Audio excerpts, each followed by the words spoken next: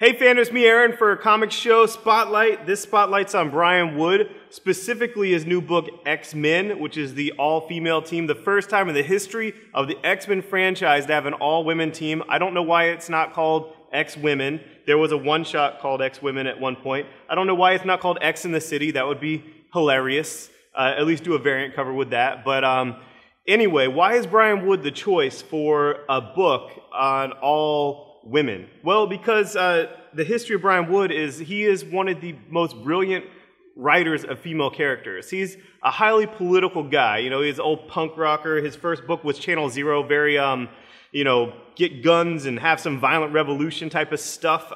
Channel Zero was great. He went on to Demo. Demo was, I think, his first work with an artist because he wrote Andrew Channel Zero, and that was Becky Cloonan, who we all know from Batman number 12.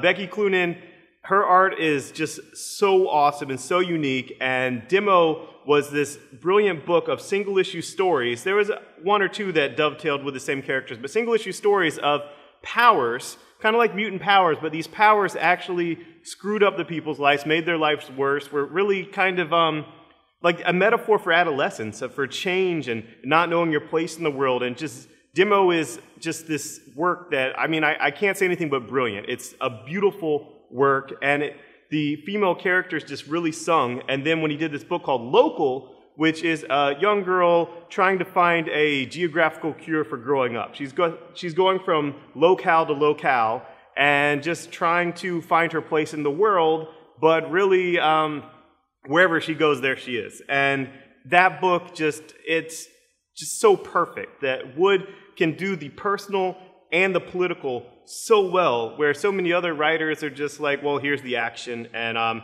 here's some witty dialogue. And just Wood's books just really sing to me.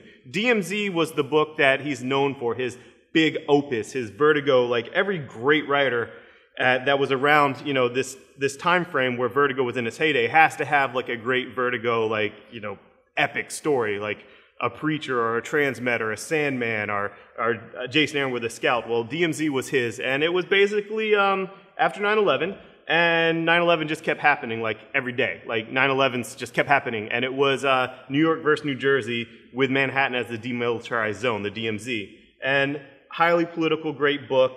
And he did other stuff, like when DC tried to do a line called Minx for tween girls, he did one called the New York Four, which was really, really good. It was well received for the line. The line didn't ultimately do well, but the New York Four actually revived as the New York Five in Vertigo, so it was the only one that continued past the demise of the imprint.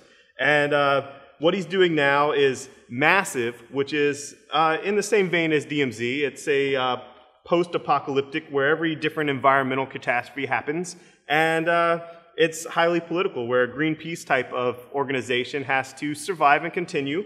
And is their pacifism, was their pacifism just part of the overall political structure they railed against, afforded them the luxury of pacifism? And when the whole governments break down, can they even still be pacifists? And what's their role in trying to save the planet after the planet is already destroyed?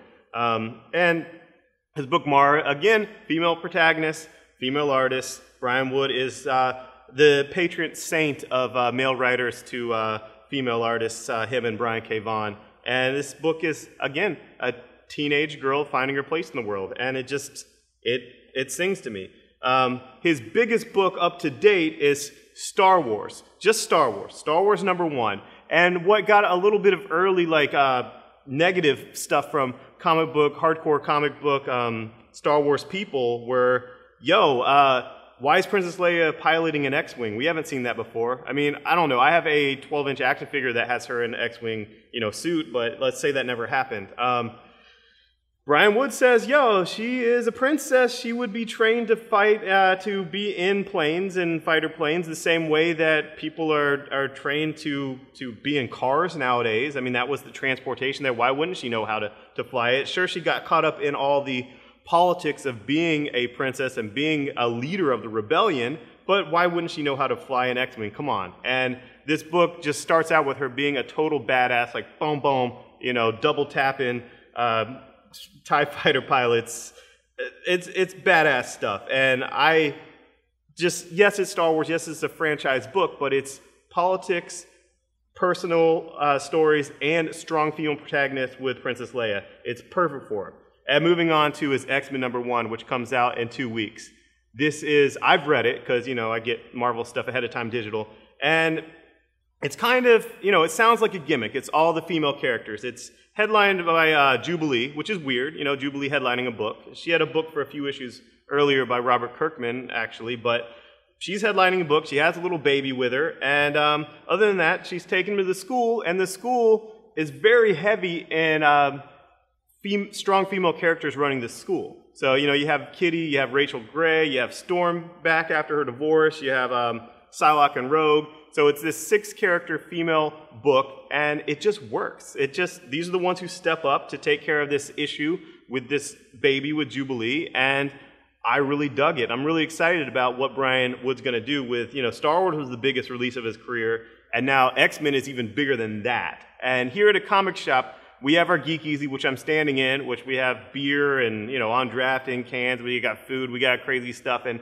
you know, I've been wanting to do a ladies' night. But instead of doing the traditional ladies' night where it's like, hey, ladies, come and get free beer or something, I want to do something cool and something really geeky and something that, you know, just sings a comic shop. And that is, if you come on the Wednesday, the 29th, when X-Men #1 comes out, and you're a lady, you get it free because it's ladies' night. You get a free comic. And so guys, you know ladies are going to be here. Come in and buy them a beer. I mean, don't be a cheap ass. Come buy them some beer and or some wine or some cider and enjoy comics. I think that this book would be enjoyed by both men and women. Obviously, I'm not trying to say that, oh, this is the book just for women. But I'm saying that, hey, I'm going to give it free to women because, you know, I want goodwill. Sometimes I say stupid crap on the internet and have to put my foot in my mouth, and I actually really do want to make this place a place where women enjoy comics and perhaps read their first comic. And the comic shop, you know, it has a huge female fan base, probably because I only hire gays, and gays are very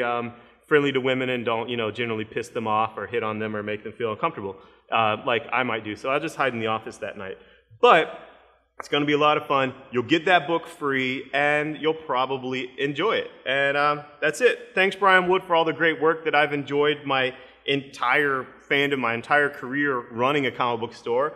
And thanks, Marvel, for taking a big risk on giving him this huge book and having an all-women X-Men book. But come on, get that variant cover that says, like, X in the City. Do a whole variance of just different romantic comedies. Let's really exploit this. It'll be awesome. Thanks, guys. Bye-bye.